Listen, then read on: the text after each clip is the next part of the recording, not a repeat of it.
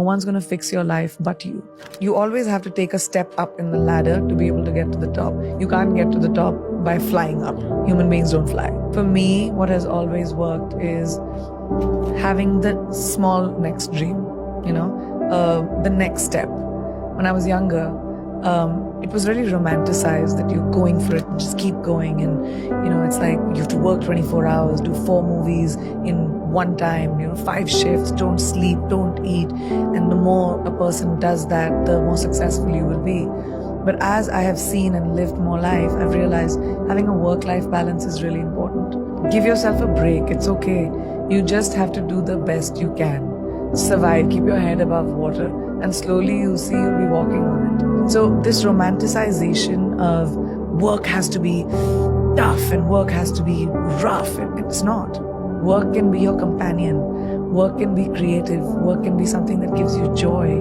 And now I've reached a point where that work-life balance for me is most important. I will work on the 6 verticals that I'm working on, my business, my production, my book, my acting, whatever. But when I switch off, I'm with my family, I'm at home, I watch movies, I do whatever I want to do. So then when I come back to work the next day, I have the focus to be able to do even more things. I started working in the States in 2010. And in 2020, after 10 years of working in the industry, I started with music and then pivoted into acting in America. So I started in 2010 for context. In 2020, I got my first leading role. How long did it take me? 10 years. So people don't think about how much hard work, how much consistent knocking on doors, how much humility it takes to go to another country and start from scratch. But it required me to strip every single thing that I knew in India and the laurels that I had achieved in India, the awards that I had won, the movies that I had done, the box office successes that I had seen. It required me to walk into rooms with extreme humility and introduce myself to people, to take my show reel and say, this is the work I have done. I would love to work with you. You have to go, you have to pound the pavement, you have to walk in, you have to be rejected, you have to audition, and you have to work around the culture of a new country. And that was so hard. I had to swallow the humility pill, and I was willing to do that hard work. And then, 10 years later, I finally got my leading role in a movie. The tears that it took when you move to a new country with no friends, no family, working with people that don't know you and don't know what you are able to achieve. When I first started doing Quantico, my co-actors did not understand the hoopla around me. They were like, who is this person? Like, why are you, the lead of, that was the first time I got a lead role in a television series. And they just couldn't understand why. And it required me to just, be humble and say, I'm okay, this is a new environment. It's easy to go fishing from your boat, but when you have to go deep sea diving, it's a completely different thing. So you have to learn according to your environment. So no, it wasn't easy. It was very hard. It took a lot of sweat, tears and blood from me to finally be able to reach where I have reached. So when you say, I don't want to pass off the work that it took to get there and the time and the commitment that it took to get there. You have to shut off the noise. There are many people that will want to pull you down, but don't focus on that. Focus on the one person that believes in you. Focus on the light, little sliver of light that you might see, a little bit of inspiration that you might see. And that's the hardest thing to do because you're bogged down by baggage. You're bogged down by shackles of people holding you down. So you have to really push forward. And that's just individual. Do you have that inside of you to fight that fight for yourself? Or are you going to wait for somebody else to do it? That's an individual choice. The point is to be able to walk into a room and not be judgy and say, who are you? What are you doing? You're different. You speak a different language. That's not cool. Yeah. People speak different languages because they know more than you. They know other things that you don't know. The idea is to have your mind open to collaboration. The idea is to have your mind open to what is it that I can imbibe from someone else's knowledge. And I think I'm a student of life. I love different kinds of people and different things that people do. I'm not running as fast as I was. I'm thinking about the steps I take. I'm in a really comfortable, content place when it comes to my life.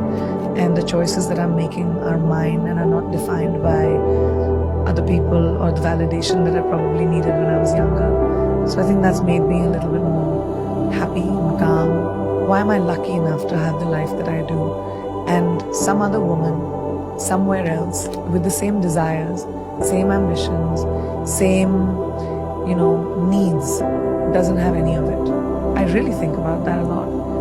It makes me feel like there must be something I did right. I wake up every day with a sense of gratitude, and I wake up every day with wanting to give back, whether that's with the person that is standing right next to me or whether that is a life choice that I might make.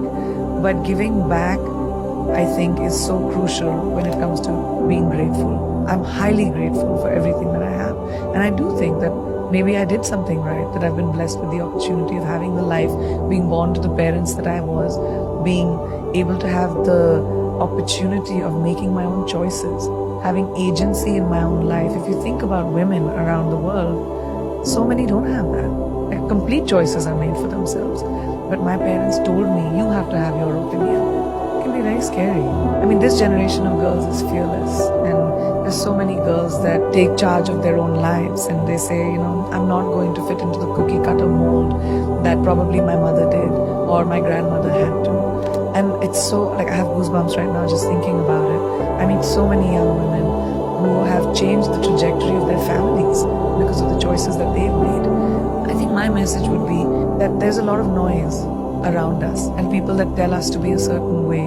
I was talking the other day about someone that when I went to convent school, I had this thing called moral science, a subject called moral science, which taught me how women should be seen, not heard, the lengths of our skirts, how we should sit with our legs.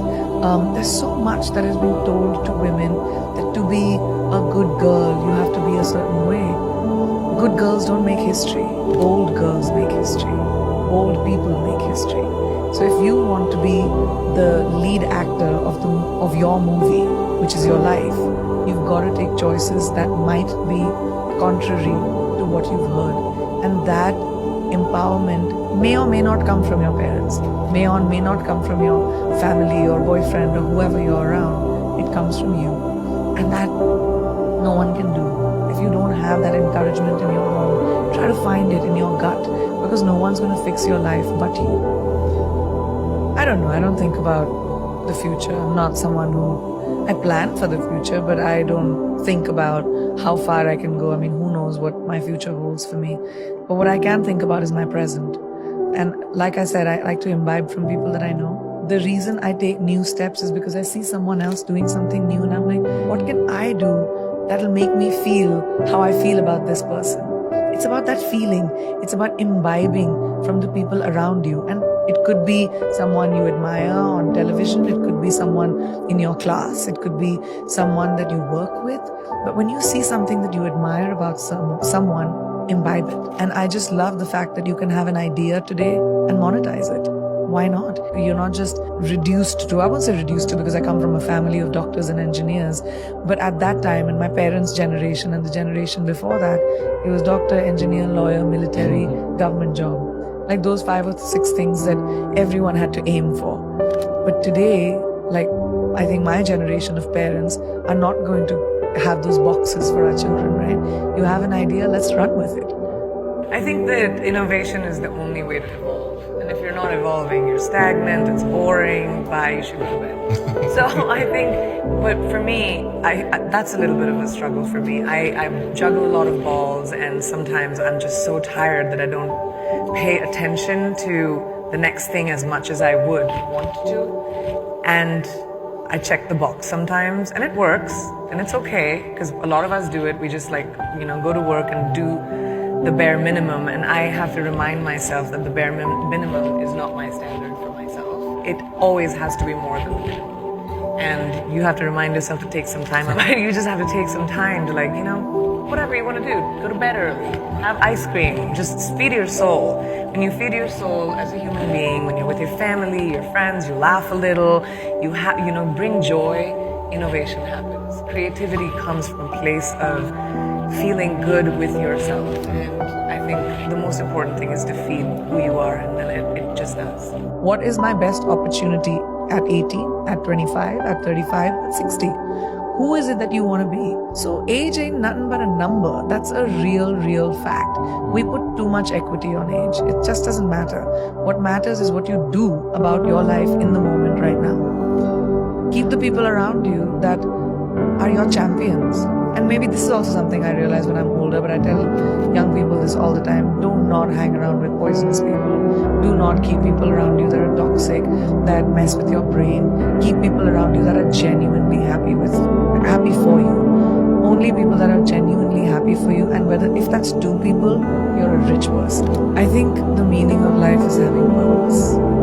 We're born and we'll die. What you do in between that is your legacy. And if your legacy is, walking with sand between your toes and living in a shack and being happy and meditating, sure, it's an individual choice. Success is very subjective. To each person is their own. My success might be completely not attractive to somebody else's success. The equity that we put on, you're the most successful, one of the most successful people on the planet, whatever, great, that's my version of it. But somebody else's version of it could be completely different. But I really believe that what your purpose in life and what you do between birth and death is what counts. So the pursuit of anything else is just futile. The pursuit should be, what am I doing in my life? What do I want to do in my life? Who do I want to be? Who do I want to touch? What do I want to create? Do I want to create? Or maybe I don't want to create. And all of it is fine, as long as you're at peace with the choices you make. So make choices that make you feel peaceful.